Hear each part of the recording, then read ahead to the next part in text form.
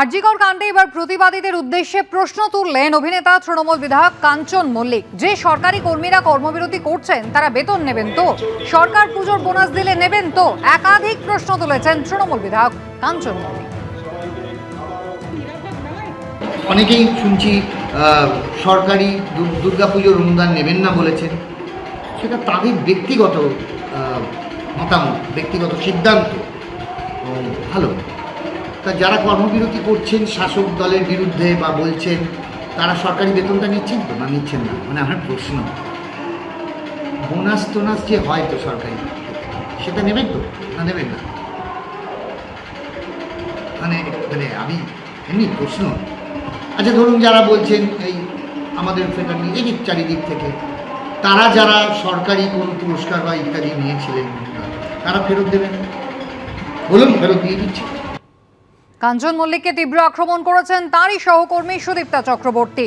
এক সময়ের বন্ধু কাম সহকর্মী কাঞ্চন মল্লিক, তোকে ত্যাগ করলাম। অনুপ্রেরণা, লকারে চোখ, কান, মাথা, মনুষ্যত্ব, বিবেক, বুদ্ধি, বিবেচনা, শিক্ষা সব ঢুকিয়ে রেখে চাবিটা হারিয়ে ফেলেছিস মনে হয়। চাবিটা খুঁজে পেলে খবর দিস, আবার কথা হবে। সোশ্যাল মিডিয়ায় পোস্ট করলেন অভিনেত্রী সুদীপ্তা চক্রবর্তী।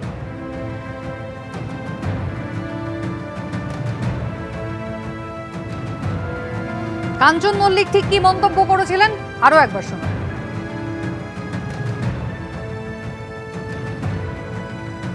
অনেকেই শুনছি সরকারি দুর্গাপুজোর অনুদান নেবেন না বলেছেন। সেটা তাদের ব্যক্তিগত মতামত, ব্যক্তিগত সিদ্ধান্ত।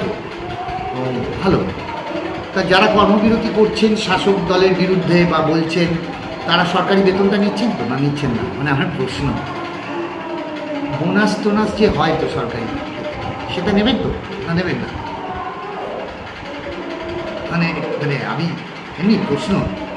আচ্ছা ধরুন যারা বলছেন এই আমাদের ফেডারেল এদিক চারিদিক থেকে, তারা যারা সরকারি কোনো পুরস্কার বা ইত্যাদি নিয়েছিলেন তারা ফেরত দেবেন, বলুন ফেরত দিয়ে দিচ্ছে। এবার শাসক দলের আরো এক বিধায়কের কথা শোনাই। আরজিকর কাণ্ড নিয়ে প্রতিবাদের মধ্যে যিনি বিজেপি কর্মীদের জিপ ছিঁড়ে নেওয়ার হুঁশিয়ারি দিলেন, সিউড়ির তৃণমূল বিধায়ক বিকাশ রায়চৌধুরী।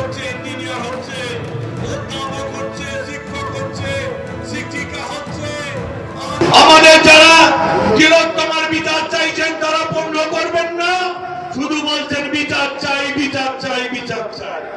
আরে বিচারটা চাইবেন কার কাছে? নামটা বলুন, সিবিআই কথা বলুন। কলকাতা পুলিশ তো দায়িত্ব নেই। আর এখানে কিছু কিছু নেতা আছে, সেই নেতারা এখানে নাকি অবস্থান করছিল। অবস্থানে বক্তব্য ছিল একটাই, মমতা ব্যানার্জির ফাঁসি চাই ফাঁসি চাই। আরে বাবা, কত বড় বুকের পাটা তোদের আছে দেখে যা।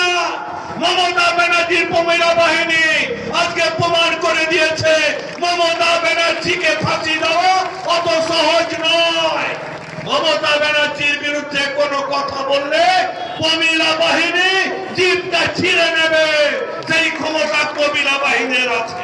শুনুন, বাংলায় যদি কেউ অশান্তির বাতাবরণ তৈরি করে, বাংলার মহিলারা চুপ করে থাকবে না। বাংলার মহিলারা আর ঘোমটা দিয়ে বসে থাকবে না। বাংলার মহিলারা বুঝে নিয়েছে এই তিলোত্তমাকে নিয়ে রাজনীতি করা হচ্ছে। তিলোত্তমা ইস্যুকে নিয়ে এই বাংলায় সন্ত্রাসের রাজ কায়েম করার চেষ্টা করা হচ্ছে।